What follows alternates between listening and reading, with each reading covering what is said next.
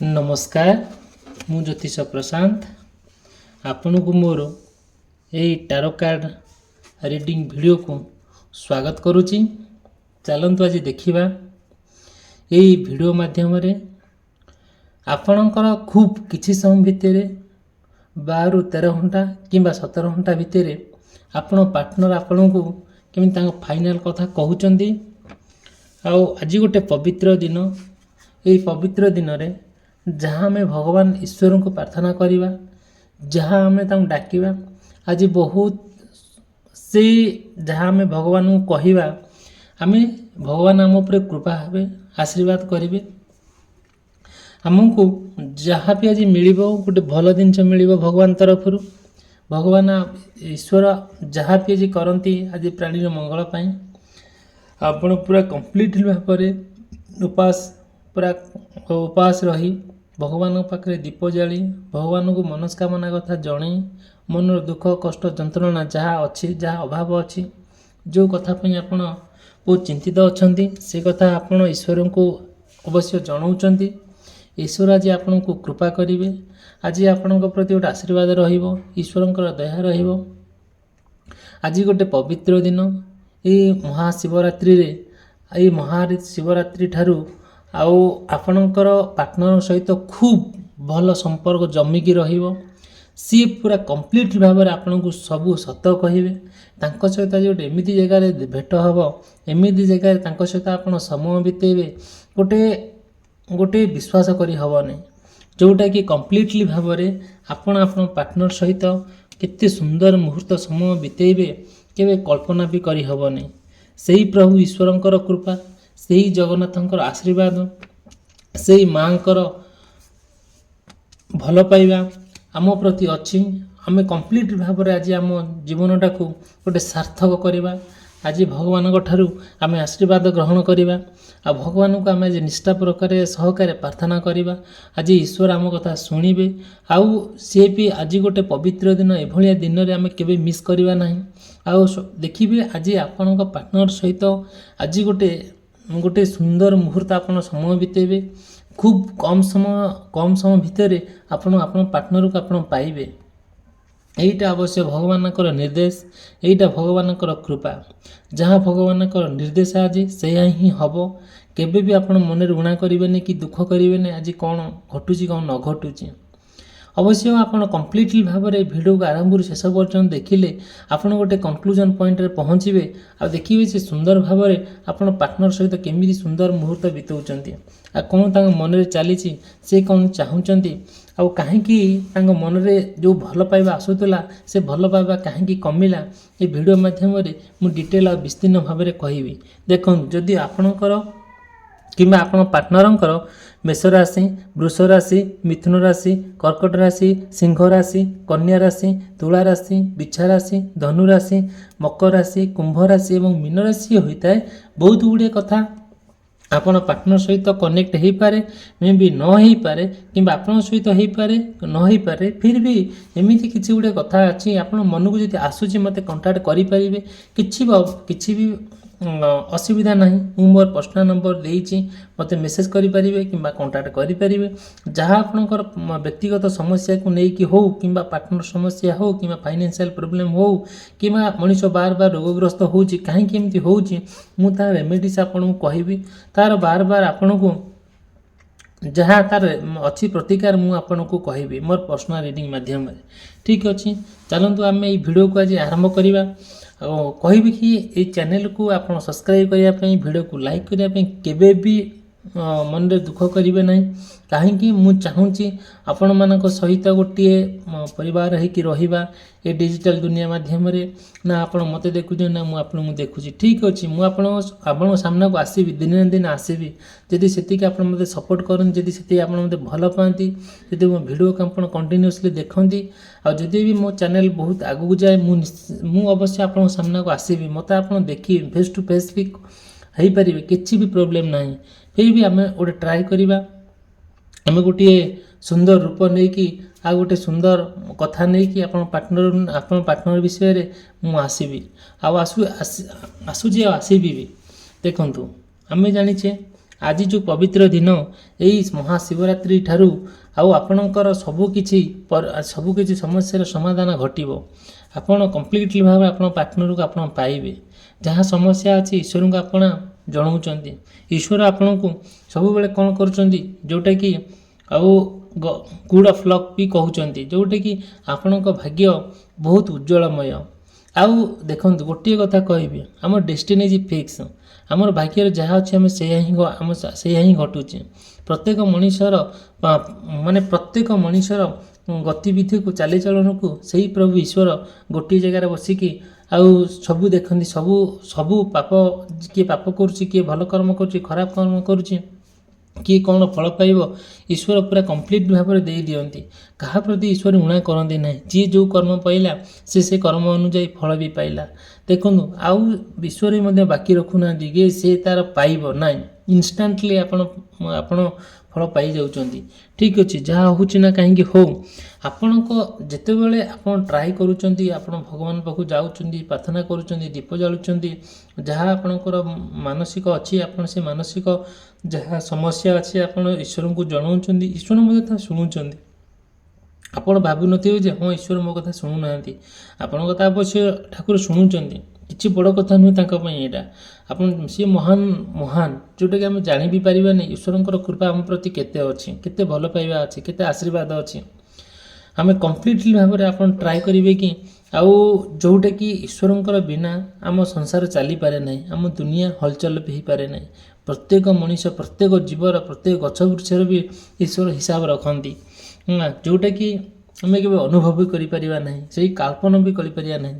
ଯେତେବେଳେ ଆମ ପାର୍ଟନରକୁ ନେଇକି ଯେଉଁ ସମସ୍ୟା ଉପୁଜୁଛି, ସେ ସମସ୍ୟା ଭିତରେ ଆମେ ଯାହା ସବୁ ଭଗବାନଙ୍କୁ ଜଣାଉଛେ, ତା ସମସ୍ୟାର ବାଟ ଆପେ ଆପେ ଖୋଲି ଯାଉଛି। ଦେଖନ୍ତୁ, ଗୋଟିଏ ସମସ୍ୟା ଆସିଛି ଆପଣଙ୍କ ପାର୍ଟନରଙ୍କ ପ୍ରତି, ଗୋଟେ କ'ଣ ଆସିଛି ନା ଆପଣ ଚାହୁଁଛନ୍ତି କମ୍ପ୍ଲିଟଲି ଭାବରେ ଆପଣ ପାର୍ଟନରକୁ ପାଇବା ପାଇଁ, କିନ୍ତୁ ପାର୍ଟନର ଆପଣଙ୍କ ସହିତ ଯାହା ସବୁ କରୁଛନ୍ତି ସେଇଟା କିଛି ଭଲ କରୁନାହାନ୍ତି। ଯେତେବେଳେ ସେଇ ଜିନିଷଟାକୁ ଆପଣ ଆଇଡେଣ୍ଟିଫାଏ କରୁଛନ୍ତି, ତାଙ୍କୁ ଆପଣ ଜଣାଉଛନ୍ତି, ତାଙ୍କୁ ଆପଣ ଶିଖଉଛନ୍ତି, ନା ସେ ଶିଖୁଛନ୍ତି, ନା ସେ ଜାଣିବାକୁ ଟ୍ରାଏ କରୁଛନ୍ତି, ନା ସେ ବୁଝିବାକୁ ଟ୍ରାଏ କରୁଛନ୍ତି। କୌଣସି ପରିସ୍ଥିତିକୁ ସେ ବୁଝିବା ପାଇଁ ଟ୍ରାଏ କରୁନାହାନ୍ତି।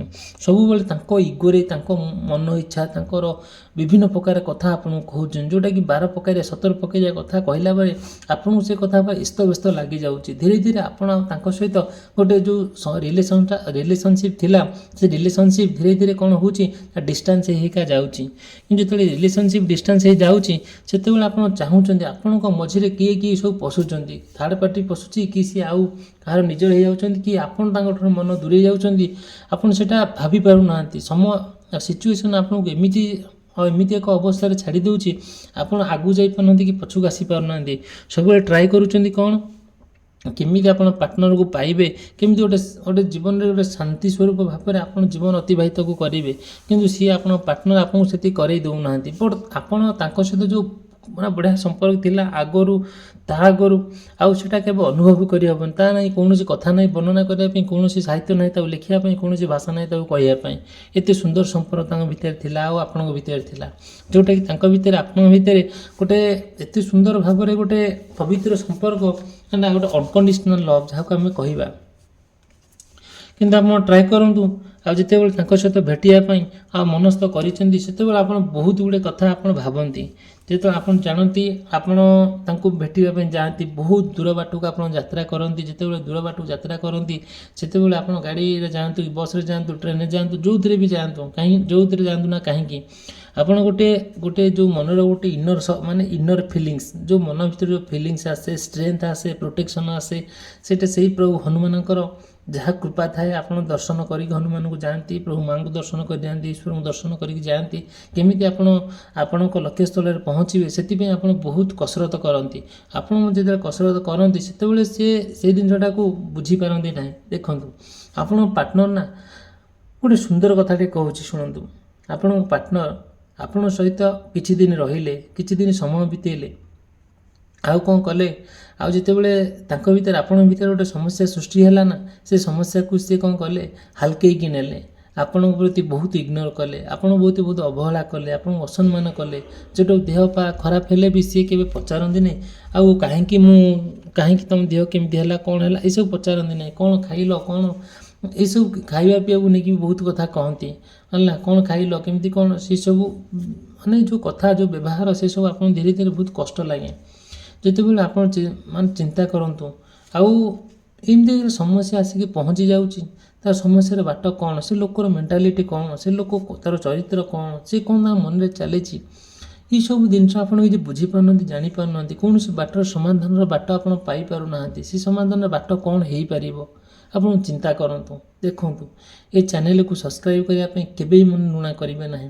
ଭିଡ଼ିଓକୁ ଲାଇକ୍ କରିବା ପାଇଁ କେବେ ବି ମନରେ ଖରାପ ଆଣିବେ ନାହିଁ। କାହିଁକି ନା ମୁଁ ଆପଣଙ୍କ ପାଇଁ ପ୍ରତ୍ୟେକ ଦିନ ଭିଡ଼ିଓ ଅପଡ଼େଟ୍ କରେ, ଭିଡ଼ିଓ ଅପଲୋଡ଼ କରେ, ଆପଣମାନେ ଶୁଣନ୍ତି, ଆପଣମାନେ କମେଣ୍ଟ କରନ୍ତି, ଆପଣମାନେ ଯାହା ସମସ୍ୟା ହୁଏ ଆପଣ ସେ ସମସ୍ୟାର ବାଟ ଆପଣ ଦେଖାନ୍ତି। ଦେଖନ୍ତୁ, ଆପଣ ଟ୍ରାଏ କରିବେ। ମୁଁ ଚାହୁଁଛି ଗୋଟେ ପରିବାର ହେଇକି ରହିବା ପାଇଁ। ଆଉ ଆପଣମାନେ ମୁଁ ଆପଣଙ୍କ ସାମ୍ନାକୁ ଆସିପାରୁନି, ସେତିକି ମୋତେ ସପୋର୍ଟ କରନ୍ତୁ, ସେତିକି ମୋତେ ଆଗକୁ ନେଇଯାଆନ୍ତୁ। ଆପଣମାନଙ୍କ ଭଲ ପାଇବା ଆପଣମାନଙ୍କର ସ୍ନେହ ମମତା ମୋ ପ୍ରତି ଥାଉ, ସେତିକି ମୁଁ ଆଗକୁ ଯାଏଁ। ଯେଉଁଟାକି ମୁଁ ଆପଣଙ୍କୁ ମୋତେ ମୁଁ ଆପଣଙ୍କ ସାମ୍ନାରେ ଯାଇକି କିଛି ଭଲ କଥା କହିବି, ଯେଉଁଟାକି ଆପଣଙ୍କୁ ଭଲ ଲାଗିବ, ଯେଉଁଟାକି ଆପଣ ପାର୍ଟନର ପାଇଁ ଉପଯୁକ୍ତ ହେବ, ଆପଣଙ୍କ ପାଇଁ ସଦୁପଯୋଗ ହେବ, ଯେଉଁଟାକି ଆପଣ କମ୍ପ୍ଲିଟ୍ ଭାବରେ ଏସବୁ ଜିନିଷକୁ ଜାଣିବେ, ଶିଖିବେ, ଆଉ ମନେ ମଧ୍ୟ ରଖିବେ। ଠିକ୍ ଅଛି, ସେ କଥା ଯାହା ହେଉଛି ନା କାହିଁକି ଆଉ ଛାଡ଼ନ୍ତୁ।